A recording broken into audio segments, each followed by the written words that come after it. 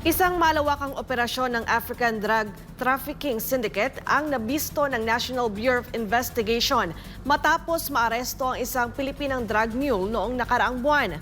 Samantala, 2 Pilipino na iligtas mula sa kapahamakan. Si Cherry Light magbabalita.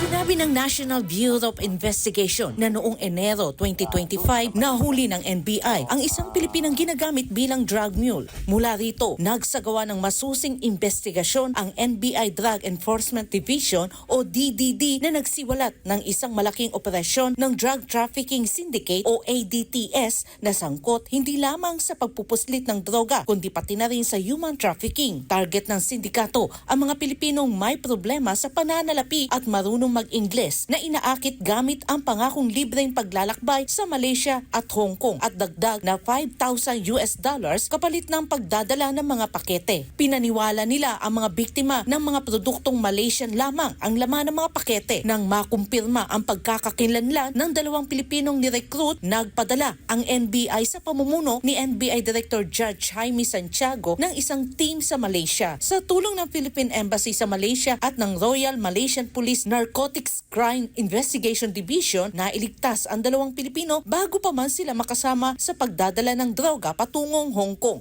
Sa pamamagitan ng diplomatic at law enforcement arrangements, naaresto ng mga otoridad sa Malaysia ang ilang miyembro ng ADTS at nakumpiska ang 2.3 kilogram ng cocaine na nagkakahalaga ng mahigit 15 milyong piso. Ang plastic na pakete na naglalaman ng cocaine ay natatakpan ng kayumangging bagay at nakabalot sa itim na carbon paper upang maiwasan na matuklasan. Ang 2 Pilipinong nailigtas ay nakauwi na sa Pilipinas ngayong Pebrero. Patuloy naman ang investigasyon ng NBI upang matunton ang mga miyembro ng ADTS na nasa Pilipinas at ang mga Pilipinong recruiter na sangkot sa operasyon. Sabi rin ng NBI, ang ADTS ay may mga operasyon din sa Brazil, Thailand at South America at inililipat ang kanilang mga operasyon kung may mga naaresto sa isang lugar. Ang pag-aresto sa airport ang dahilan ng paglipat ng kanilang operasyon sa Malaysia. Samantala, kinumpirma naman ni NBI Director Jaime Santiago na walang pananagutan sa batas ang 2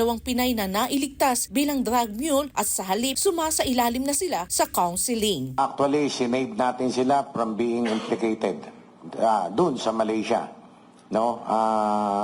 Siyempre, hindi nila nalalaman ng kanilang ginagawa eh. Kaya ayaw na natin magkaroon nga ng another case wherein Pilipinas are victimized by this African drug syndicate. Para sa Diyos at sa Pilipinas kung mahal, Cherry Light, SMNA News.